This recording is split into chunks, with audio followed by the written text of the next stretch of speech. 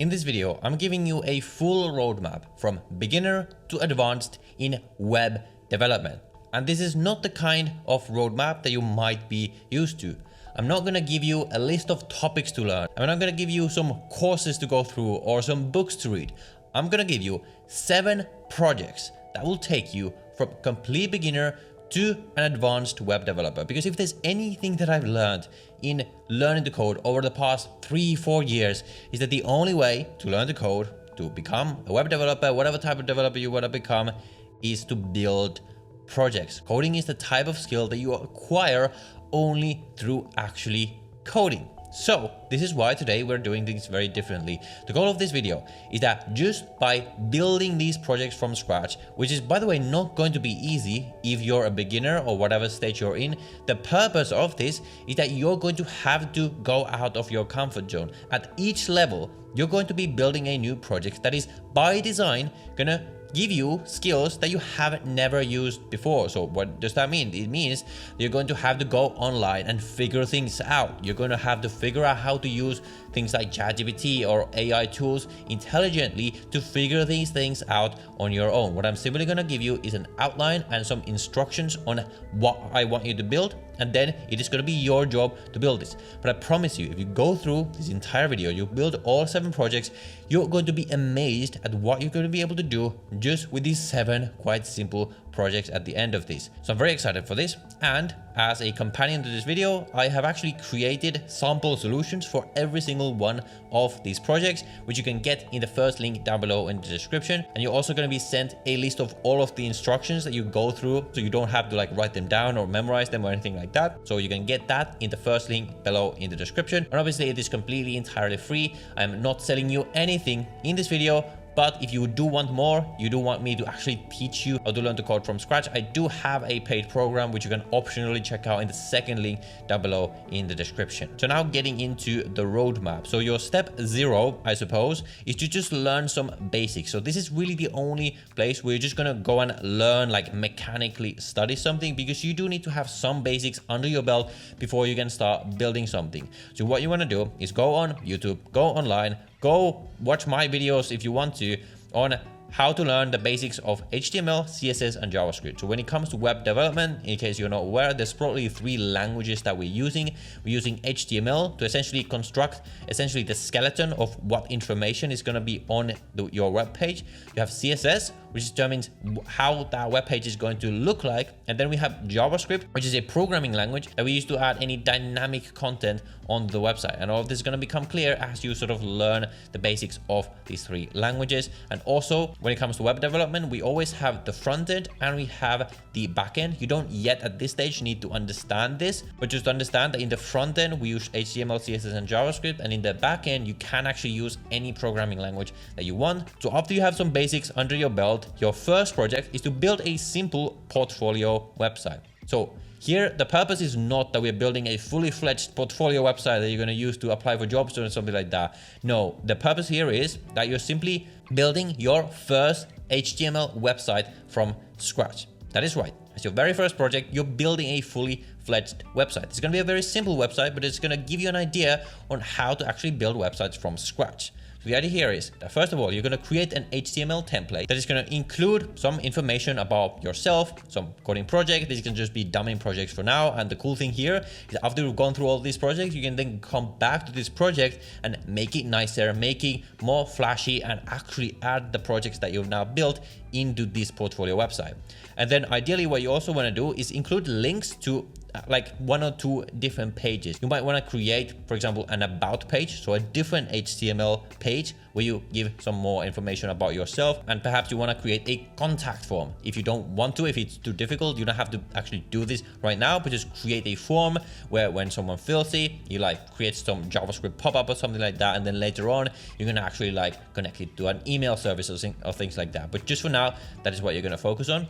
Then you're going to add some simple CSS to style this. You're going to add some typography, some color schemes, just to make it look a bit nicer. You don't need to worry about making anything amazing or anything like that. And then you're gonna add at least 1 or 2 simple interactivity features using JavaScript. One of them can be, just as an example, when someone fills a form, there's some JavaScript pop-up or something like that. Or you're gonna add some buttons where when someone clicks a button, it opens some kind of JavaScript pop-up with perhaps a link to a YouTube video showing that project, which can just be a dummy video for now or something. Then you're gonna make sure your page has some kind of navigation. So if you click on some link, it's going to open up a different page, for example, your about page. And then on your about page, again, there's going to be a link back to your main page and all of the other pages. And after you do that, you have completed project number 1. Project number 2 is going to be a responsive blog. So this is going to teach you a bit more about the basics, again, of HTML, CSS, and JavaScript. You're also going to learn about CSS Flexbox, which is a very important styling concept in CSS. And this is going to be your first time building a simple backend. So what you're going to do here is, again, you're going to create a simple HTML, CSS, and JavaScript layout for a blog website, and then you're going to choose some framework, so some web development framework that you're going to want to start learning. This could be Django using Python, which is what I teach in my program, or for these purposes, to make this quicker, you might just want to choose Express using Node.js. So you would go somewhere online again and learn the basics of some web development framework that allows you to build a backend. And then inside of this backend, you would find a way to store just some titles of blog articles, as well as some descriptions and images for different blog articles, and then how to serve them from this backend into your front end. This can literally mean that you just follow some quick start tutorial on Django or Express or whatever, and then you just modify that slightly. And the whole purpose here is that you're going to, first of all, learn to understand how to build a backend as well as a front end and how to connect them together. And then on the front end side, what I want you to try to do is use the CSS Flexbox. So you're going to learn about what that is to essentially have these blog posts so that they show up quite nicely on the page. For example, that you have 2 or 3 columns of these pages, and you use that to essentially determine how these are displayed on the page. Again, it doesn't need to be fancy or anything like that, but that will take care of project number 2. Project number 3 is going to be an interactive quiz application. This is really where we're going to be learning about DOM manipulation, as well as some event handling and local storage. So the idea here is that you're going to have something like this, where there is a quiz with a question as well as some answers, and then the user can click one of these answers or select one of them, and then it's going to essentially display to you whether it's correct or not. And then you're going to go through this quiz where essentially you're using JavaScript to manipulate what is happening on the page. Number 1, you're going to essentially build a simple quiz interface with some questions and multiple choice answers.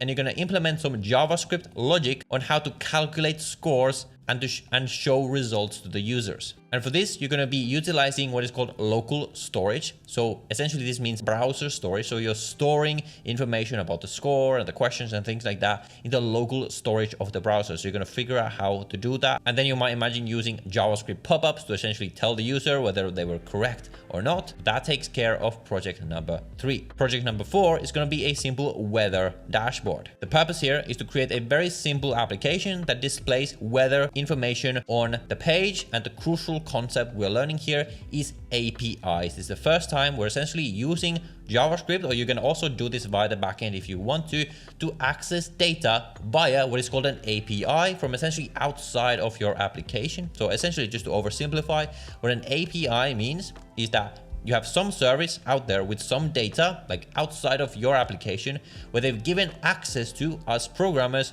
to essentially get data from them. And that is what we mean when we talk about an API. So you're going to find online some API for weather data. There's a bunch of them out there, and then you're going to figure out how you're going to, using your program, connect to this API and get information back into your application. And then using that information, you're going to then display that weather information to the user. You can do this in many different ways. The simplest version is just to pick one city in the world and show the weather information to your users. It's probably a bit too simple. What you might want to do is allow them to select a city, let's say from a drop down, and then based on what they select, there's some function that runs that calls the API, returns back the information and displays it on the page. Or you might even, if you really want to go advanced, figure out how to find the location of your user based on the IP address or something like that, and then display the weather for their location. What you're also going to learn here is how to update the UI dynamically using JavaScript. And what you're also going to want to learn, if you haven't learned this in the previous projects, is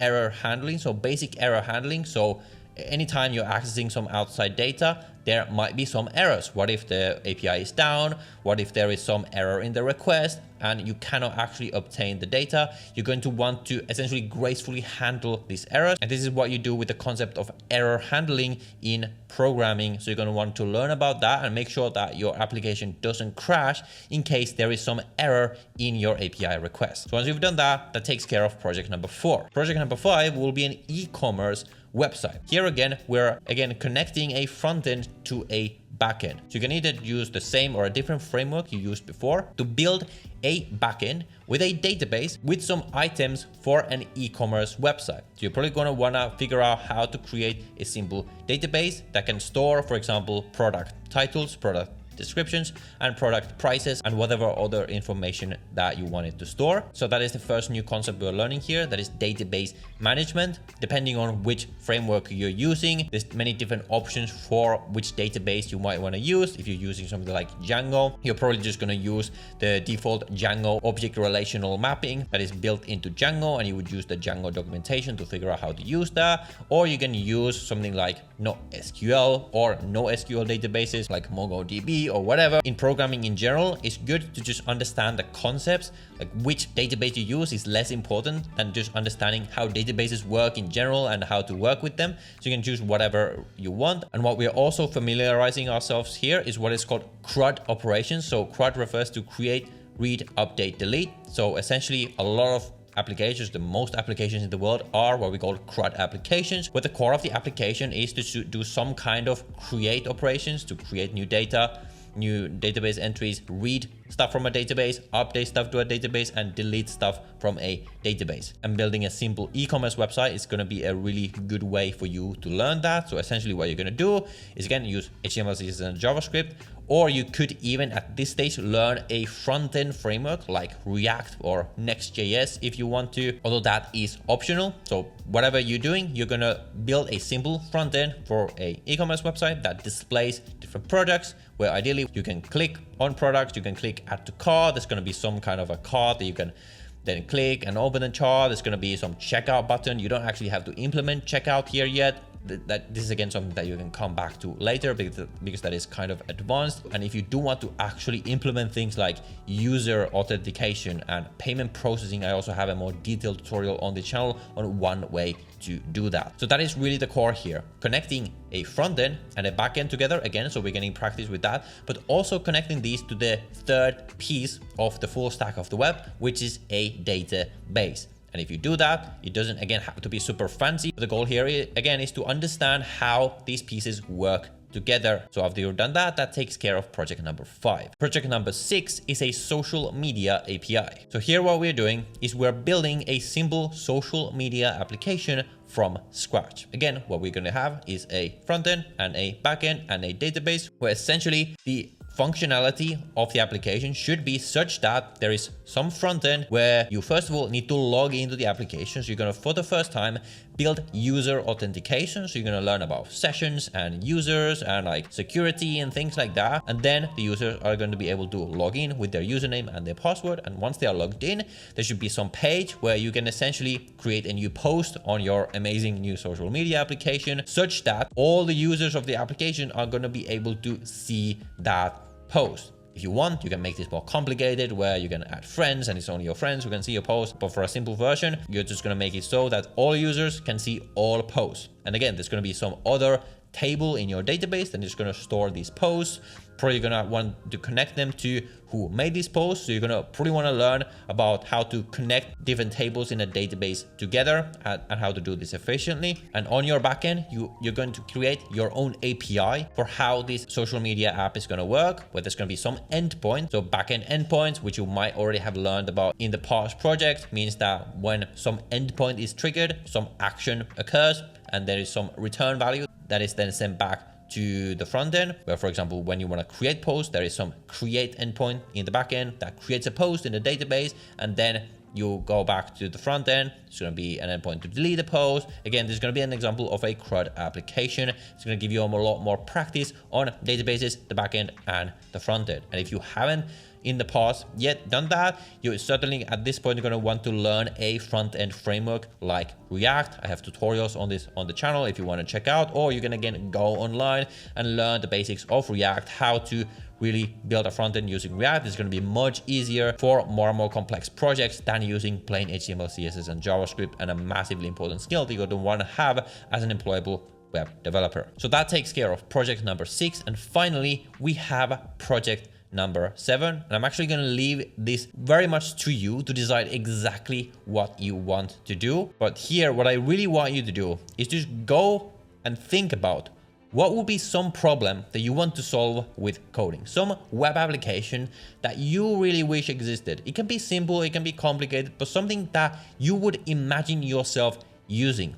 And then you're going to start with a very simple version of that, with all the skills that we've learned so far, plus probably many other skills that you might have to learn to actually build that. But hopefully at this stage, you're going to understand that just by figuring things out, you can actually build anything that you want. Anything that can potentially be built with coding is figure outable, as in you, if you just are willing to spend the time doing it, are going to be able to figure anything out. You're going to have now the practice down with Googling things, with the uncomfortable process of having errors and getting annoyed and then solving it and then feeling really rewarded because you managed to build it. And now I really want you to use all of these abilities to build something with a real world use case that you could see yourself using. And if you really find something that you think many people would benefit from, I highly encourage you to actually try publishing this on the internet. So finally, for this final application, whatever you're going to build, you're going to have to learn whatever you need to learn to actually get it to work.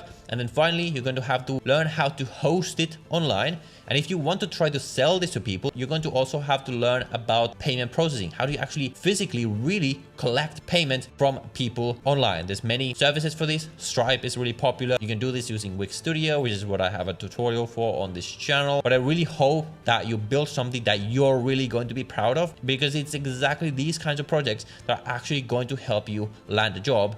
And if you really succeed with this, if you really build something cool, then maybe you never have to get a job at all. Maybe you can just sell this and this becomes your business that is going to make you a lot more money than any job ever could. So I wish you the best of luck with these projects, as well as the final, what I call Capstone project, where you really build something for you. And most importantly, I hope you really enjoy this process. Coding is the most amazing thing in the world if you just are willing to put in the time to get good at it. With that said, if you want more project ideas, you can watch this video right here, and I will see you in the next one.